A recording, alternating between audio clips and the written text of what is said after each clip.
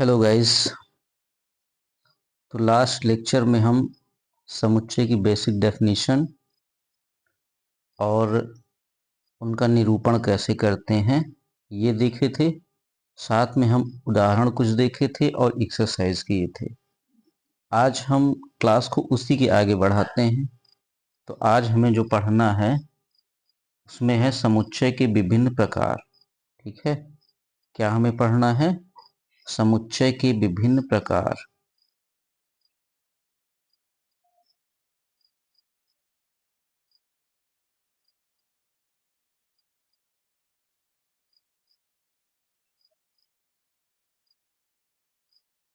समुच्चय के विभिन्न प्रकार हमें पढ़ना है। डिफरेंट टाइप ऑफ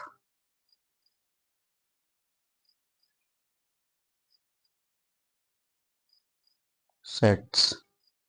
तो पहला हमारा जो है इसको हम कहते हैं रिक्त समुच्चय। रिक्त समुच्चय या नल सेट। अब ये क्या होता है? तो वह समुच्चय जिसमें कोई अवयव ना हो। ठीक है, वह समुच्चय जिसमें कोई अवयव ना हो। ठीक है, वह समुच्चय जिसमें कोई अवयव ना हो उसे हम क्या कहेंगे? रिक्त समुच्चय कहेंगे। इसे फाई से, ठीक है, या खाली कोष्ठक द्वारा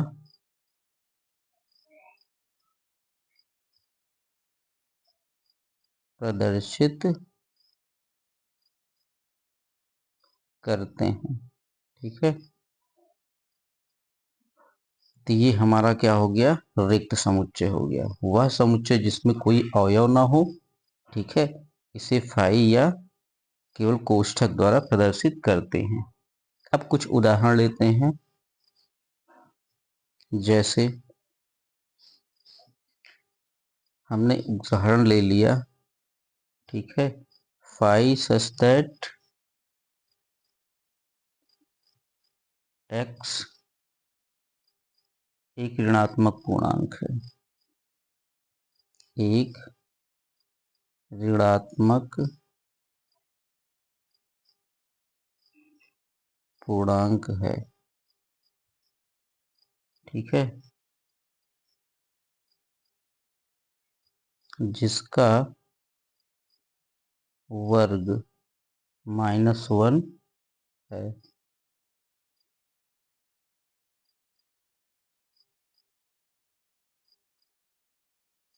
हमने ए कोई सेट ले लिया। ठीक, तो अब बताइए ए में कोई एलिमेंट आ सकता है? कह रहा है एक्स एक ऋणात्मक पूर्णांक है जिसका वर्ग -1 है। अब किसी भी पूर्णांक का वर्ग -1 तो होता नहीं, हमेशा एक पॉजिटिव संख्या होती है ना। तो क्या हो जाएगा? ये फाई या फिर केवल कोष्ठक, या हम कह सकते हैं, ठीक, x such that x belongs to n और 0 less than x less than 1। अब 0 और 1 के बीच ऐसी कोई संख्या है जो प्राकृतिक संख्या से बिलोंग करे? नहीं है। ये क्या आ जाएगा? केवल कोष्ठक या फिर फाई, जो रिक्त समुच्चय दिखा रहा है। ठीक है, आगे देखते हैं।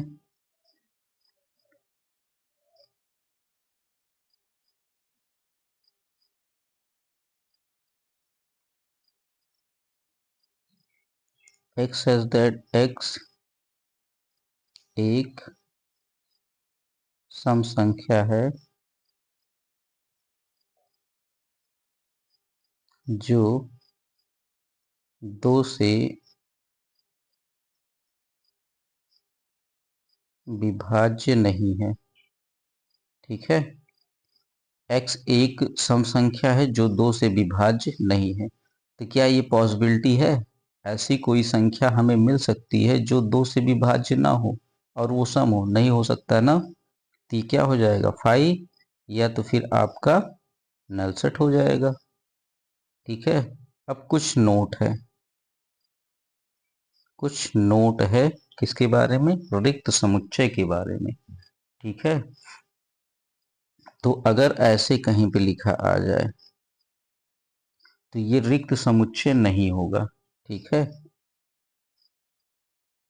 रिक्त समुच्चय नहीं है। ये रिक्त समुच्चय नहीं है तो क्यों नहीं है? क्योंकि कोष्ठक के अंदर जीरो दिखा रहा है। जीरो भी तो एक संख्या है, एक अवयव है। ठीक है। जीरो क्या है? एक अवयव है। जीरो समुच्चय का एक अवयव है। भाई समुच्चय की डेफिनेशन क्या थी? सुपरिभाषित संग्रह। चलिए आगे देखते हैं दूसरा। अगर ऐसे लिख के आ जाए, ये भी क्या है? रिक्त समुच्चय नहीं है। रिक्त समुच्चय नहीं है। ठीक। अब जो रिक्त समुच्चय होता है वो क्या होता है? एक अद्वितीय समुच्चय होता है। रिक्त समुच्चय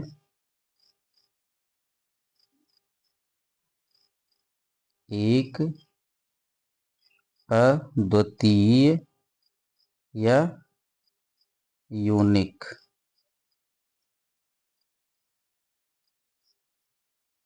समुच्चय होता है। ठीक।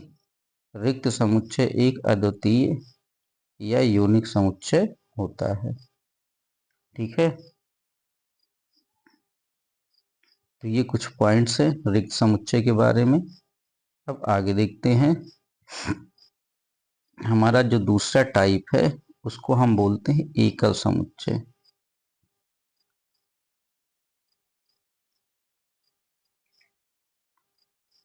एकल समुच्चय या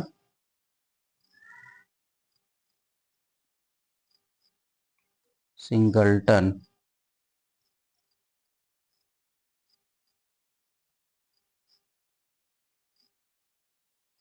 सिंगलटन सेट। ठीक। एकल समुच्चय या सिंगलटन सेट। ठीक। तो ऐसा समुच्चय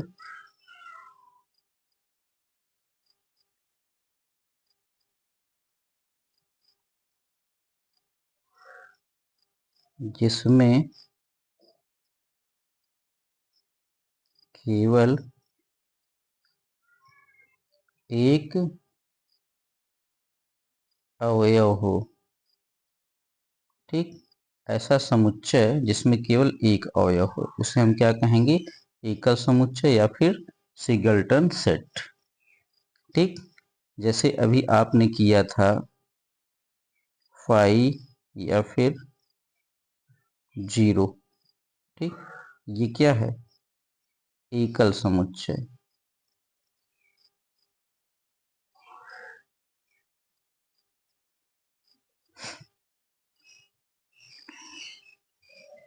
जैसे उदाहरण लेते हैं।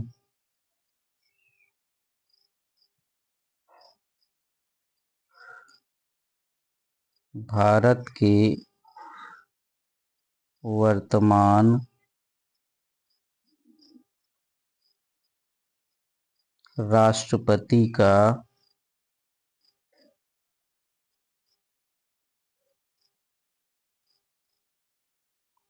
समुच्चय। ठीक। तो क्या होगा? एक ही तो होगा ना। बताओ, भारत के राष्ट्रपति एक ही तो हैं, या इस टाइप का आ गया a x as that x plus 4 बराबर 8। तो अब इसमें x का मान केवल एक ही तो आएगा। क्या आएगा? 4 आएगा। भाई इसको आप हल करिए ना, इसको आप हल करिए। x+4 बराबर 8 को, तो x प्लस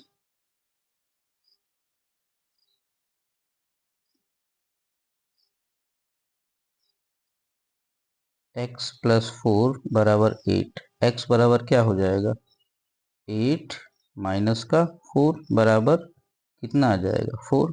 तो ये एक ही तो आ रहा है, ठीक।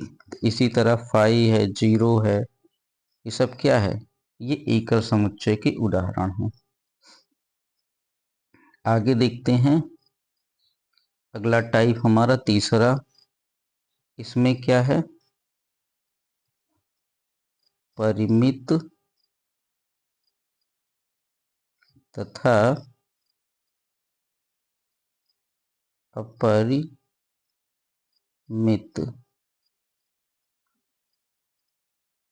समुच्चय, ठीक है। तो इसको क्या हम कहेंगे, फाइनाइट एंड इनफाइनाइट सेट। तो ऐसा समुच्चय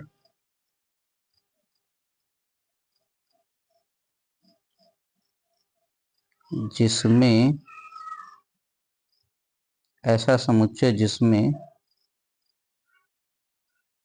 अवयवों की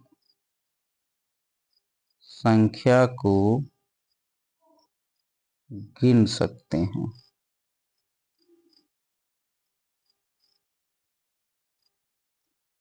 ठीक। उसे हम क्या कहेंगे, फाइनाइट सेट।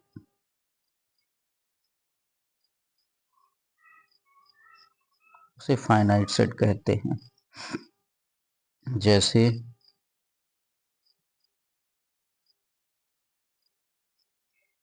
a बराबर 1 2 3 4, इसको हम काउंट कर सकते हैं ना, इसमें कितने हैं सेट, कितने नंबर हैं टोटल, 4। इसको हम काउंट कर सकते हैं। b दिया है एक वर्ष के महीनों का समुच्चय, x सच दैट x वर्ष के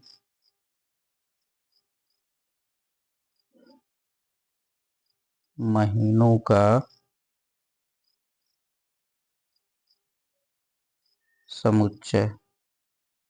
तो इसको हम काउंट कर सकते हैं ना, तो टोटल कितने हैं बताइए, 12। तो ये हमारा क्या हुआ, परिमित समुच्चय हो गया। संसार में सभी नदियों का समुच्चय क्या होगा, परिमित समुच्चय होगा। अंग्रेजी वर्णमाला के स्वर व व्यंजन के समुच्चय, ये भी क्या होंगे, परिमित समुच्चय होंगे। पृथ्वी पर निवास करने वाले सभी मनुष्यों का समुच्चय, ये भी क्या होगा, परिमित समुच्चय होगा, ठीक है। अब बात किया जाए अपरिमित की, अपरिमित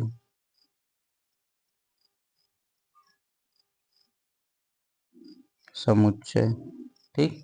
तो इसमें क्या होगा, ऐसा समुच्चय जिसमें अवयवों की संख्या को नहीं गिन सकते, है ना, अवयवों की संख्या को नहीं गिन सकते, है ना। अवयवों की संख्या को हम नहीं गिन सकते तो वो क्या हो जाता है बताइए, अपरिमित समुच्चय, ठीक है। जैसे प्राकृतिक संख्याओं का समुच्चय,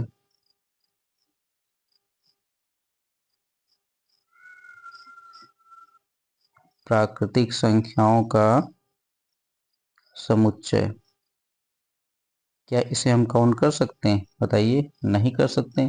भाई प्राकृतिक संख्या क्या से 1 2 3 अप टू कहाँ तक जाती है, इनफाइनाइट तक, तो इसको हम नहीं काउंट कर सकते ना, ठीक है। तो ये अपरिमित समुच्चय हो जाएगा।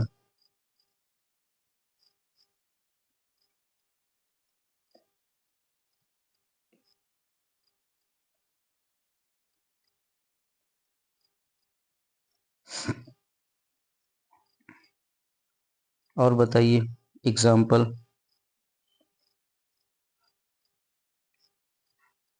वास्तविक संख्याओं का समुच्चय।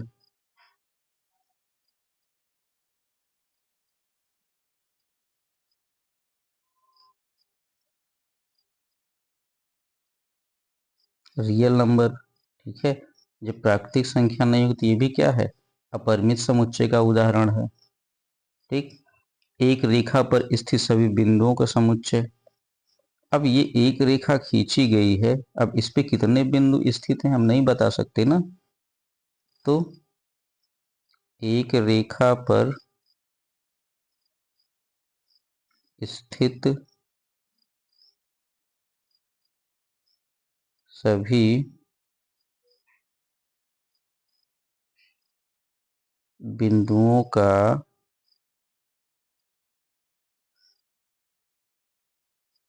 समुच्चय।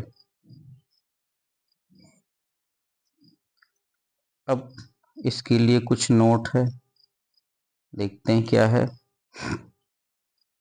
रिक्त समुच्चय हमेशा एक परिमित समुच्चय है। ठीक है। रिक्त समुच्चय हमेशा एक परिमित समुच्चय है। पहला क्या है, रिक्त समुच्चय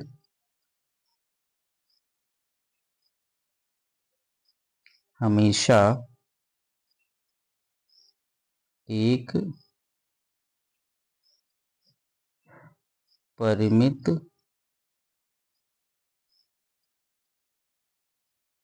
समुच्चय है। अब कैसे परिमित समुच्चय है बताइए, क्योंकि ये खाली है। अब जब खाली है तो इसको तो हम काउंट कर ही सकते हैं, बता सकते हैं खाली है।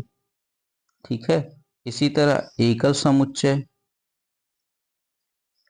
एकल समुच्चय भी परिमित समुच्चय है। ठीक है। एकल समुच्चय भी क्या है आपका, परिमित समुच्चय है।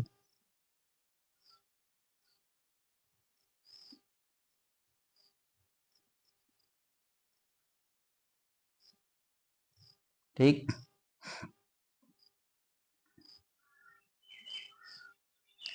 अब अगला जो हमारा आ जाता है, अगला जो हमारा आता है वो होता है कौन सा नंबर, चौथा नंबर का। इसको हम कहते हैं समान समुच्चय। समान समुच्चय या इक्वल, इक्वल सेट। ठीक। समान समुच्चय या इक्वल सेट। अब ये क्या होता है, तो अगर आपके पास यदि ए व बी दो समुच्चय हैं। ठीक। यदि ए का प्रत्येक अवयव, ठीक, बी में हो, बी में हो तथा बी का प्रत्येक अवयव, ठीक है, ए में हो। ए का प्रत्येक अवयव बी में हो और बी का प्रत्येक अवयव किस में हो, ए में हो, तो इसे हम क्या कहेंगे, इसे हम समान समुच्चय कहेंगे। कैसे, देखिए एग्जाम्पल समझिए। ठीक। जैसे हमने ए बराबर पी कहा, तो कब कहा ये, अगर ए बराबर दिया हो 1 2 3, बी बराबर दे दिया गया 3 2 1, तो ये क्या हो गया, देखिए ए का प्रत्येक अवयव बी में है, बी का प्रत्येक अवयव ए में है, 1 बी में है, 2 बी में है, ठीक है, 3 बी में है कि नहीं। तो इसी वजह से क्या हो गया, इक्वल समुच्चय। अब प्रतीकात्मक भाषा इनकी क्या होती है, ठीक है। x belongs to A implies x belongs to b, और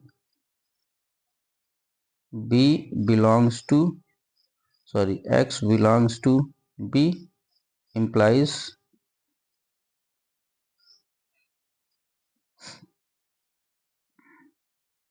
x belongs to b implies a belongs to क्या हो जा रहा है,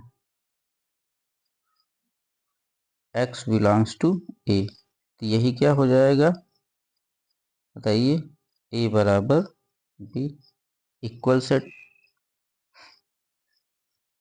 अब नोट, इसके लिए क्या नोट्स बन सकते हैं, समान समुच्चय सम समुच्चय भी कहलाते हैं, ठीक है। तो इनको हम सम समुच्चय भी कहते हैं। पहला क्या है, समान समुच्चय को सम समुच्चय भी कहते हैं। समान समुच्चय को सम समुच्चय भी कहते हैं। दूसरा क्या हो सकता है, यदि a व b समान समुच्चय नहीं है तो हम क्या लिखेंगे, a does not equal to b, ठीक। तो ये है कुछ।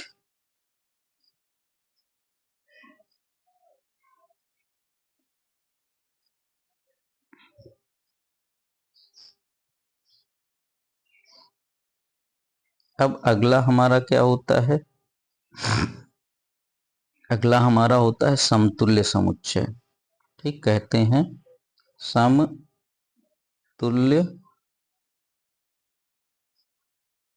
समुच्चय। अब देखिए समान समुच्चय और समतुल्य समुच्चय में क्या अंतर है।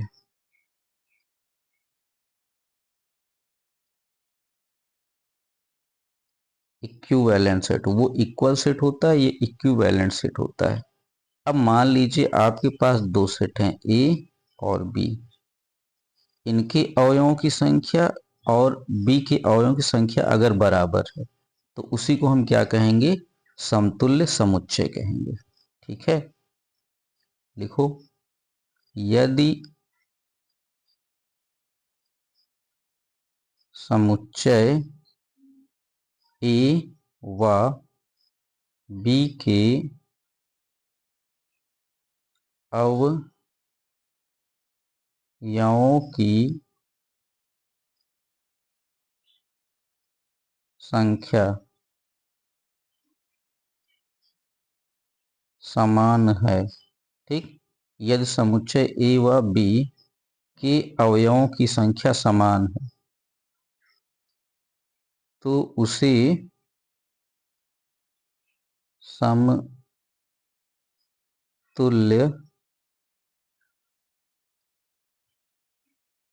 समुच्चय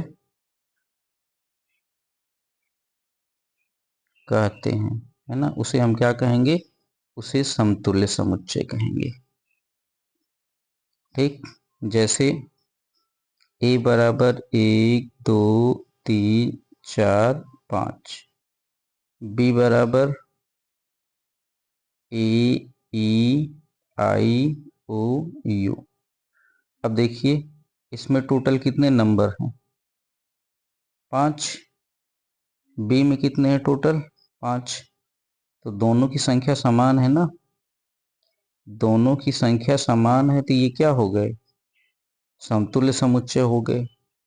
अब इक्वल में क्या होता था, इक्वल में होता था कि जो अवयव ए में हो वही अवयव बी में हो, तब वो क्या हो जाता था, इक्वल हो जाता था। तो यही दोनों में बेसिक अंतर है।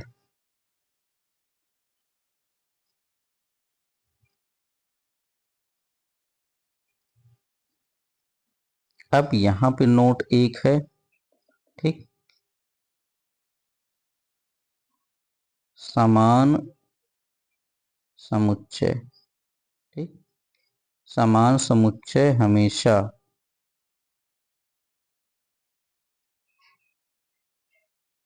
समतुल्य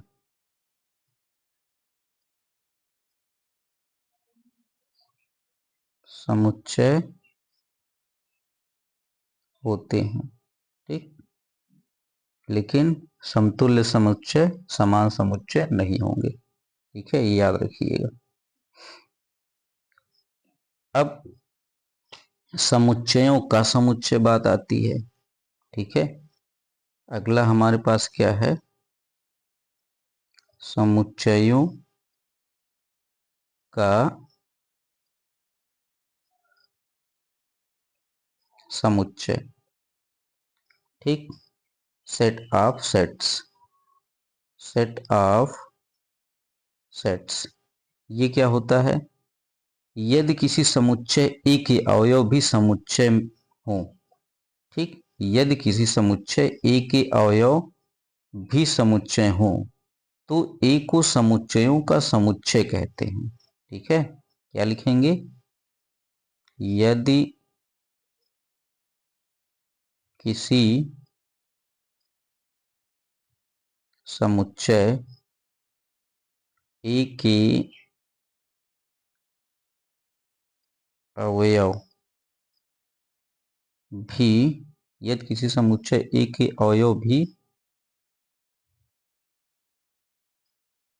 समुच्चय हो तो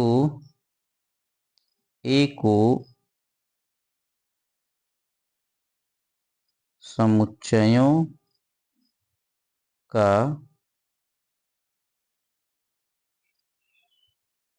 समुच्चय कहते हैं। ठीक, जैसे ए बराबर, इसके अवयव हैं 1 1 2 1 2 3। तो अब देखिए जो 1 है, ठीक है, जो 1 है ऐसे लिखा गया, ये भी समुच्चय दिखा रहा है।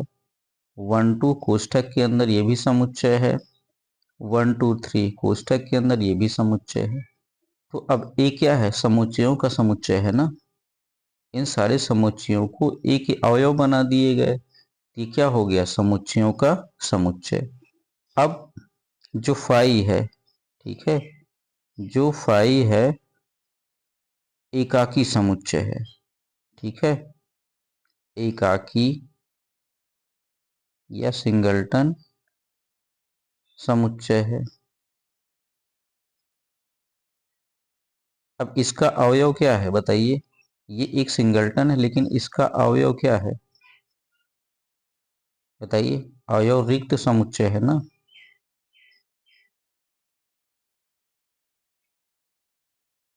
अवयव रिक्त समुच्चय फाई है, लेकिन है तो ये सिंगलटन सेट, तो इसको भी समुच्चयों का समुच्चय कह सकते हैं।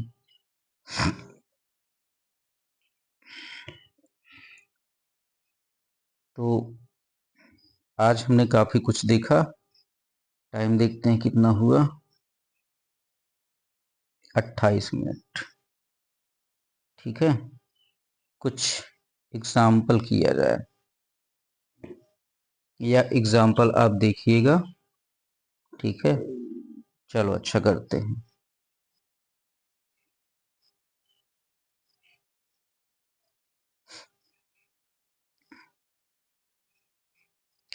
एग्जाम्पल करते हैं। तो हमारा पहला एग्जाम्पल जो दिया गया है, कह रहा है निम्नलिखित में से कौन से रिक्त समुच्चय के उदाहरण हैं? हमें चेक करना है रिक्त समुच्चय के उदाहरण। जो पहला है, पहला दिया गया है 2 से भाज्य विषम संख्याओं का समुच्चय। 2 से भाज्य विषम संख्याओं का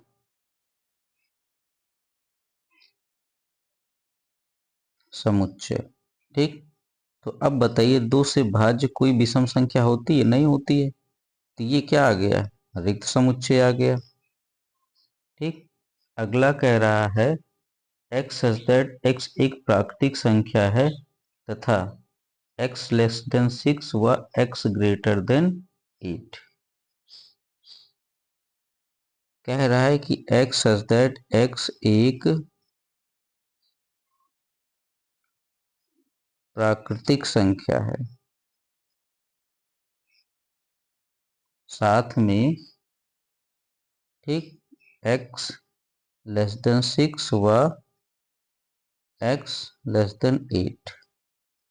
ठीक, अब x से छोटी और x से 6 से छोटी, ठीक है, और 8 से बड़ी कोई ऐसी संख्या है? नहीं है। तो ये भी क्या है? एक रिक्त समुच्चय हो जाएगा। अगला कह रहा है कि x सच दैट x अंग्रेजी वर्णमाला का ऐसा अक्षर है जो z के बाद आता है। x सच दैट x अंग्रेजी वर्णमाला के अक्षर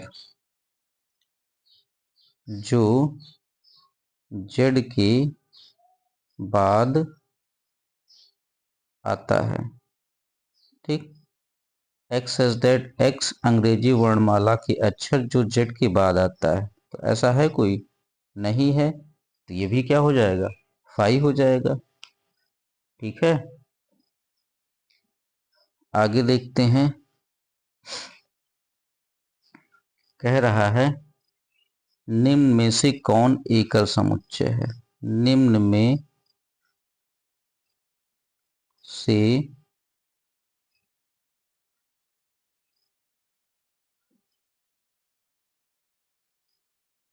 कौन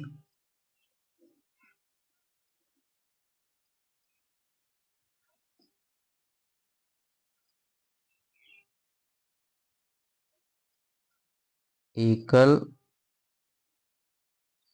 समुच्चय है? अब हमें एकल समुच्चय छांटना है।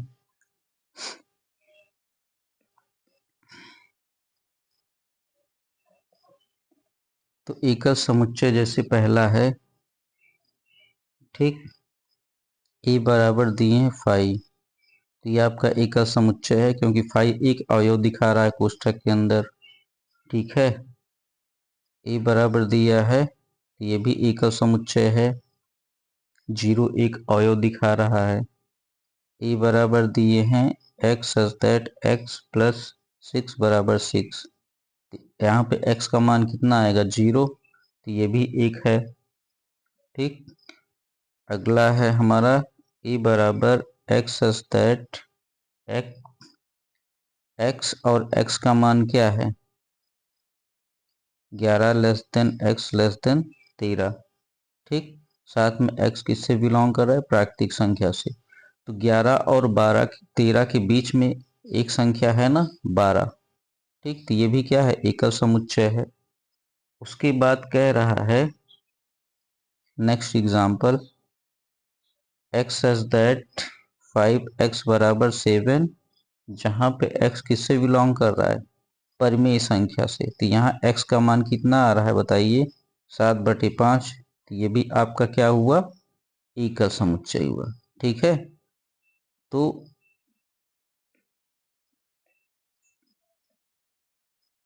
यहाँ देखिए ये फाई दिखा रहा है, एकल समुच्चय हुआ।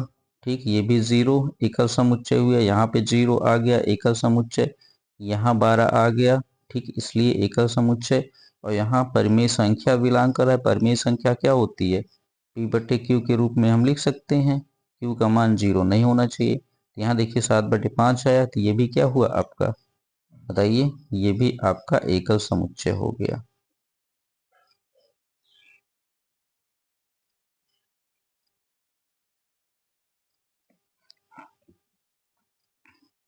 अगला एग्जाम्पल हमारे पास क्या दिया है? ए बराबर 5। अब बताइए क्या ये एकल समुच्चय है? ये एकल समुच्चय नहीं है। ठीक है, तीसरा उदाहरण दिया है निम्नलिखित में से कौन परिमित समुच्चय है और कौन से अपरिमित समुच्चय? तो हमें चेक करना है परिमित समुच्चय और क्या देखना है? अपरिमित। ठीक, परिमित समुच्चय और अपरिमित समुच्चय। तो पहला एग्जाम्पल क्या है? माह में दिनों का समुच्चय। ठीक है, माह में दिनों का समुच्चय। अब माह में दिनों का समुच्चय कितने होते हैं? 12 होते हैं। इसको हम काउंट कर सकते हैं, तो ये हमारा परिमित समुच्चय है। ठीक है, प्राकृतिक संख्याओं का समुच्चय। प्राकृतिक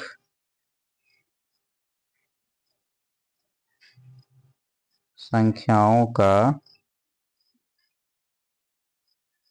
समुच्चय। क्या इसको हम काउंट कर सकते हैं? नहीं काउंट कर सकते, तो ये हमारा क्या है? अपरिमित समुच्चय हो गया, है ना। अपरिमित, जिसको हम सही का निशान लगाएं वो क्या हो जाएगा? परिमित। जिसको हम क्रॉस लगाएं वो क्या हो जाएगा? अपरिमित। ये ध्यान दीजिएगा। सी, 200 से छोटी प्राकृतिक संख्याओं का समुच्चय। 200 से छोटी प्राकृतिक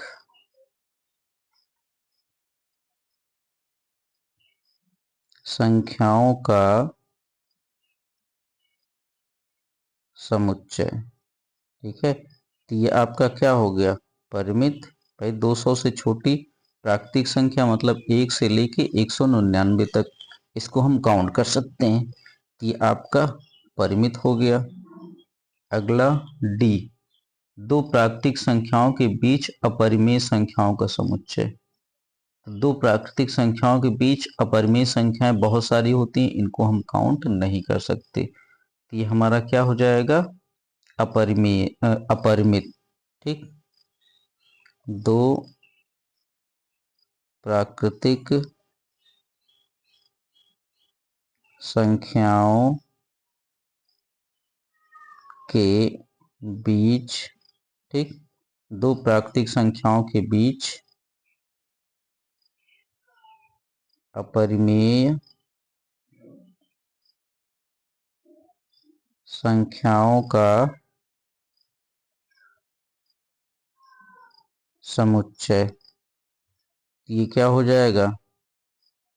अपरिमित। अपरिमित समुच्चय कहलाएगा।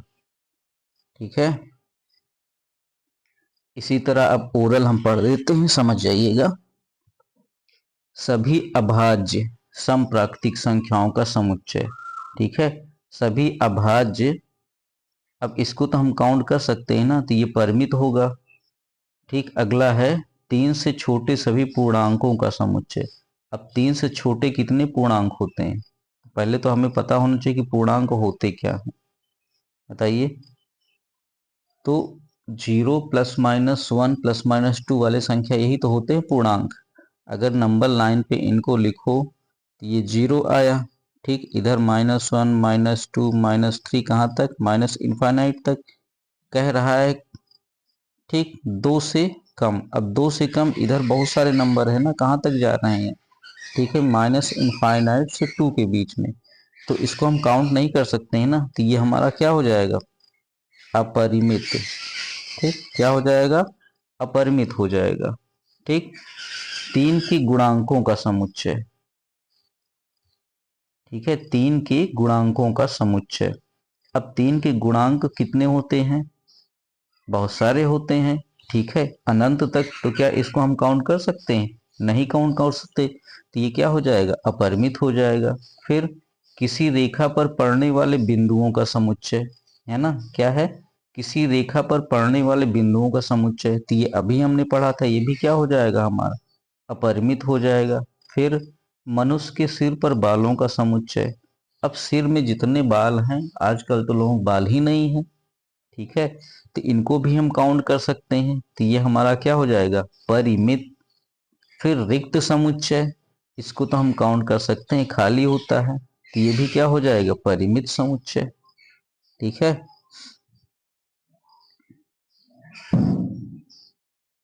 आगे फिर हम देखते हैं आगे क्या एग्जाम्पल है हमारे पास।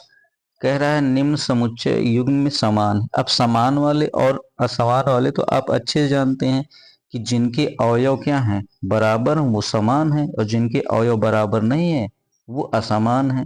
जैसे एक एग्जाम्पल बहुत अच्छा है, कह रहा है ए सेट दिया है एक्स सच दैट एक्स 5 का गुणक है। ठीक, एक्स सच दैट एक्स 5 का गुणक है, और बी जो दिया है 5, 10, 12, 15 इसी तरह। तो अब बताइए दोनों में ये 5 का गुणक है, मतलब 5 से सारे कट जाते हैं, और यहाँ पे क्या है, 5 से कटने वाले ही तो हैं। तो हम कह सकते हैं कि ए बराबर क्या है, बी। ये क्या है बताओ, समान समुच्चय है ना। ये क्या है, समान समुच्चय। ठीक है। इसी तरह अगला एक एग्जाम्पल है, अच्छा दिया है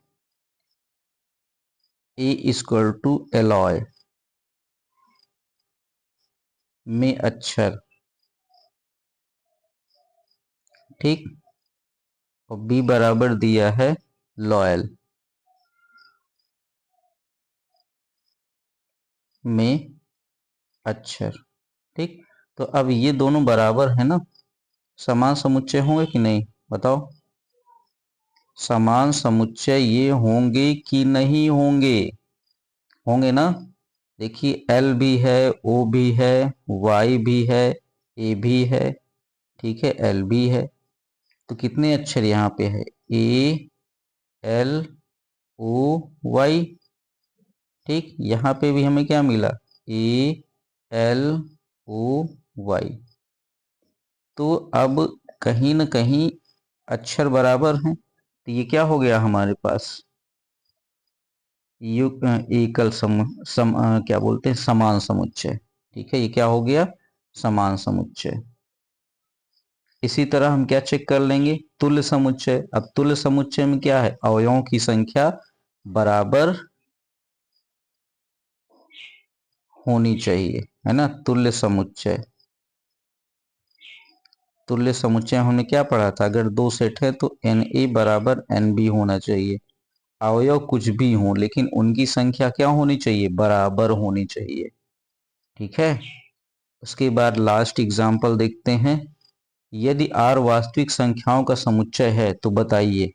ठीक, r क्या है, वास्तविक संख्याओं का समुच्चय है, तो कह रहा है x square plus 2x plus 2 बराबर 0। ठीक, किन अवयवों का समुच्चय है। तो अब आप अच्छे से देख रहे हैं कि x square plus 2x plus 2 बराबर 0 एक द्विघाती समीकरण है। इसके अवयव अगर हम सीधा 4 लगा दें तो क्या होता है, minus B plus minus under root B square minus का 4ac अपॉन में 2a।